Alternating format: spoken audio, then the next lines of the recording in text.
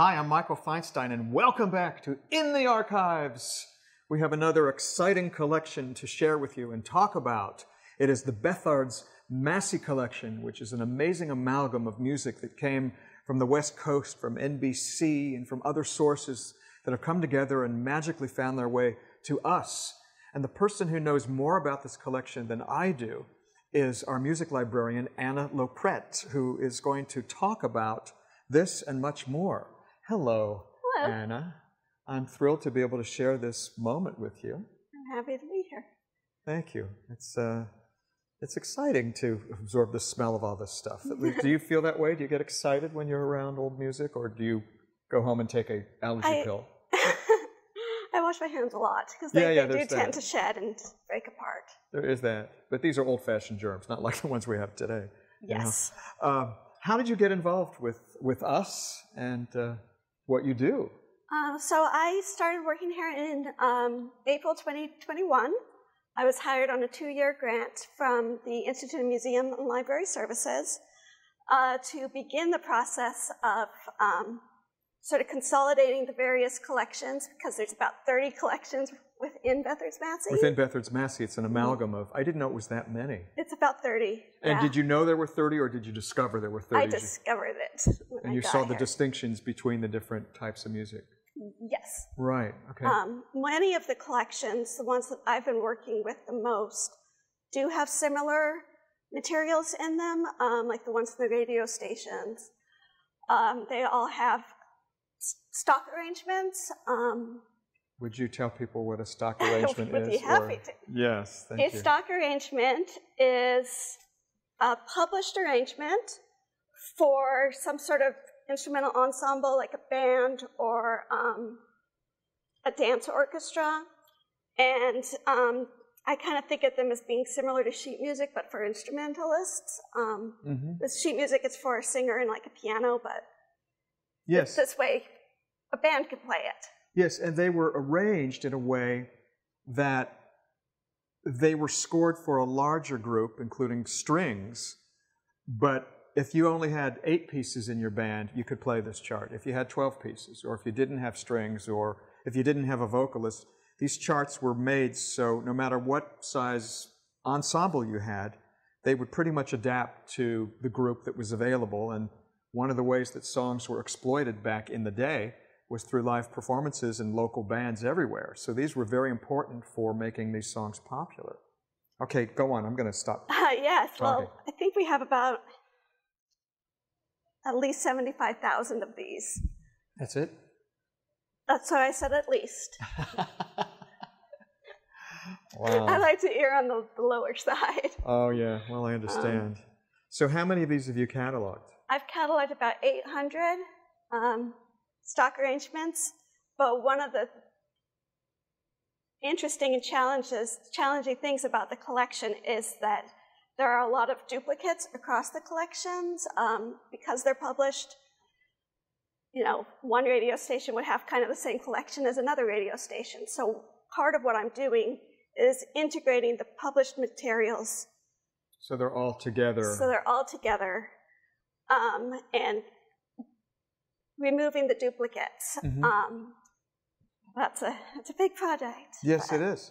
It is, because in the case of a stock arrangement like this, there might be something unique in it that distinguishes it from another one that appears to be the same. Sometimes they would reprint something and make a change in it, or a revision, or it's a different copyright date, or maybe there's notes that were made on it by someone who is of notoriety.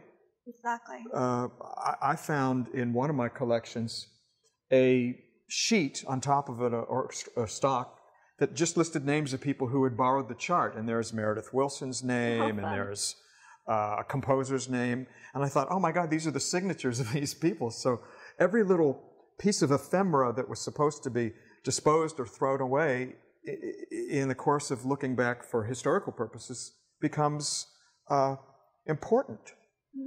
So the process is one that takes how long to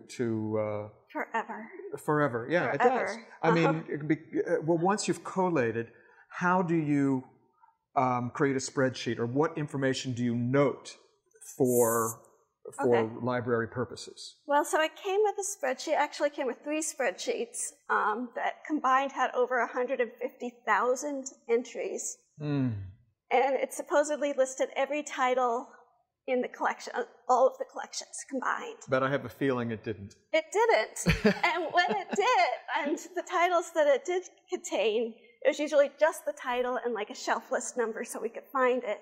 It didn't have composers, it didn't have publication information, or the arranger, which is very important too. Because there's different, like I'll Get By, there's maybe how many different versions? This is all I'll Get By.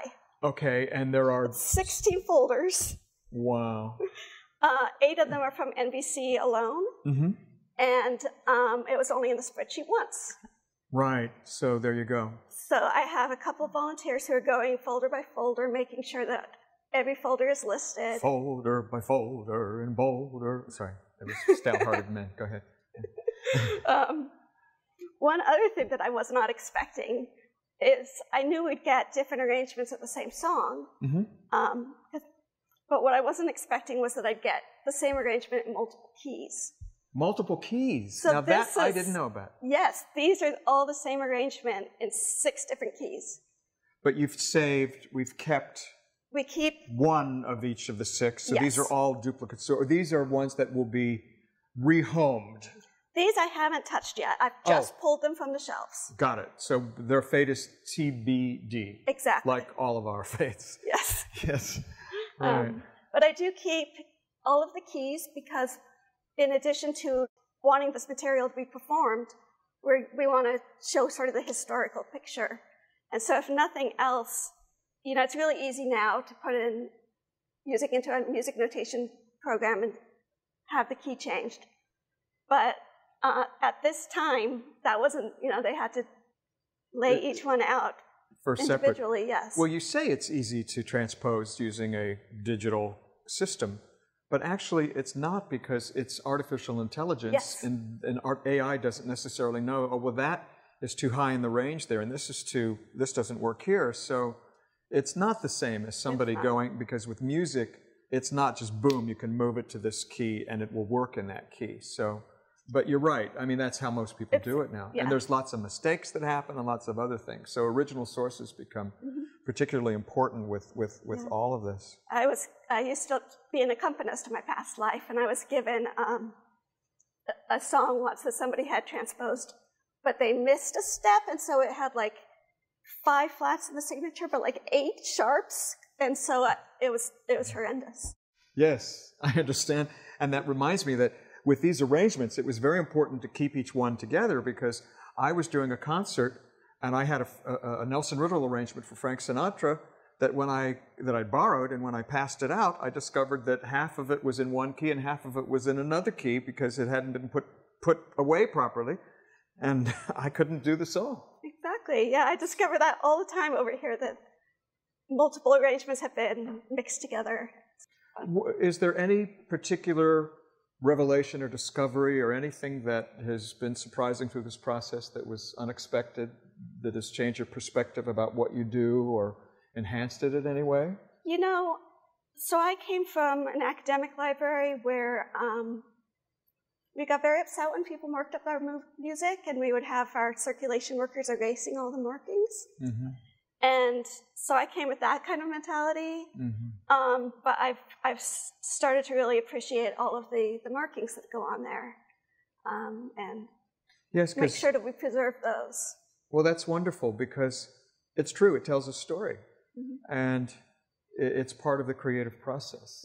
So that's wonderful. The only record I have my grandmother's playing is the markings on her music. The only, so that is part of yeah. her, and that energy is in that forever. Well, I want to say how grateful I am, and the organization is, that you are doing this impeccable work with us and for all of the people who will benefit from it, because you are, I was going to say secret weapon, it shouldn't be a secret, but you are so important to making this collection live on forever. So I appreciate so much your dedication to your work and for being here. So thank you for sharing your expertise and your charm.